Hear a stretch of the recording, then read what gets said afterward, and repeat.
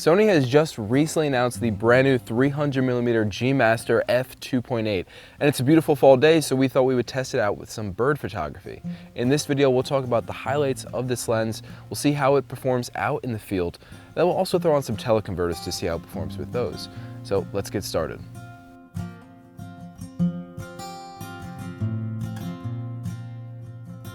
Whether you're photographing sports, wildlife, or even landscapes, this lens overperforms in so many areas, and it fits comfortably in Sony's G Master lens lineup in between 135mm and their 400mm.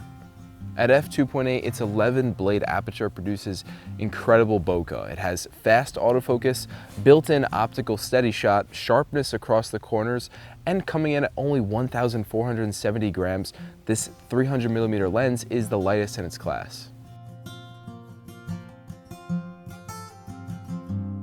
For photographing birds in flight, I like to aim for a shutter speed around double my focal length, which if we're shooting with a 300mm, it puts me around 1/600th of a second, which I think comes out to 1/640th on the Sony camera.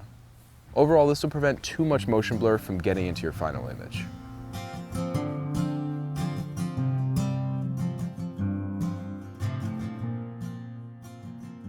A lot of these birds are really fast, so you might have to adjust that as you go, and you could slow it down if you happen to have a stationary bird as well.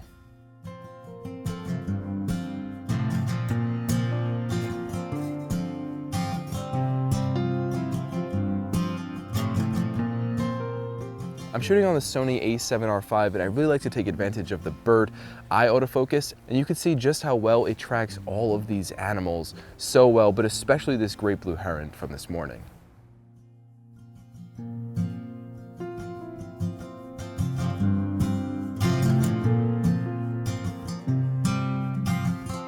All right, so I have my tripod set up. The benefit of this is I could experiment with a long exposure because this bird is pretty still right now and it's right next to water. So trying out a long exposure will smooth out that water. Hopefully it stays still enough, just long enough to get a nice capture. So I'm gonna use a self timer here and drop my shutter speed down quite a bit. Let's see what a half a second will look like.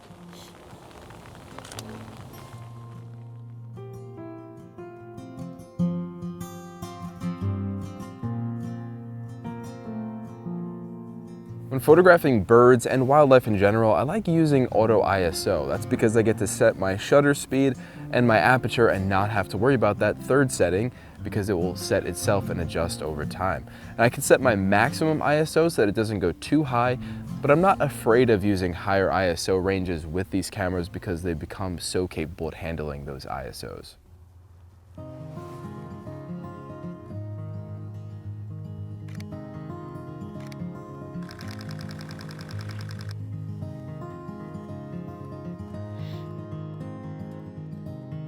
Also, a pro tip, I have the C2 custom button on my Sony A7R5 set to go into APS-C mode so that whenever I'm out shooting, especially bird photography, and I want to get a little bit closer, that'll put the 300mm at 450mm since it's a 1.5 crop.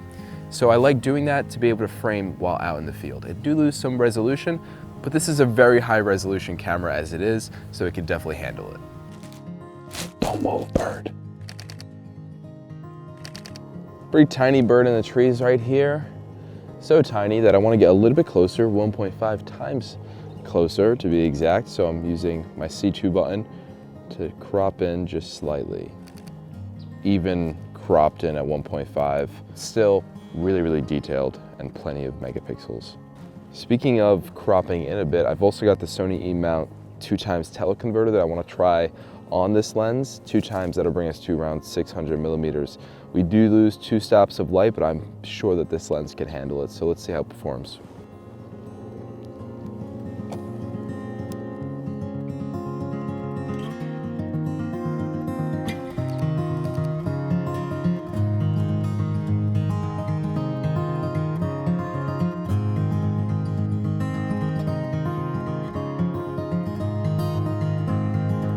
Well, we had a ton of fun on this beautiful fall day. It's nice to be outside and get to use the new 300mm G Master. Such a fantastic lens across the board.